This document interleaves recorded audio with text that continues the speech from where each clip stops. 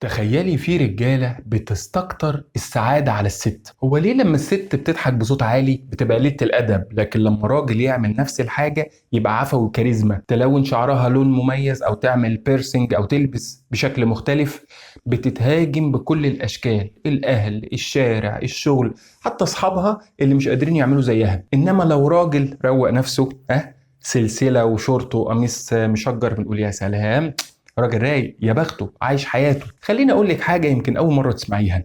الست لما بتغير في نفسها مش عشان تعاند، لكن عشان حاسه انها مش متشافه، عايزه تبقى مميزه. لان عند الست انها تتهاجم ويتم انتقادها اهون بكتير ان ما عندهاش مساحه تكون نفسها، تتنفس شوية حرية. هي عايزة تبقى مختلفة عن النسخة اللي المجتمع بيفرضها عليها، وإذا أبسط أشكال الحرية دي اتقاوم واتضغط بيدفعها لتمرد أعنف.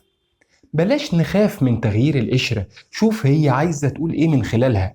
افهموا إن التغيير ده مراحل طبيعية بتمر بيها الست أو البنت، مش مستاهلة الكم ده من الخوف أو المقاومة.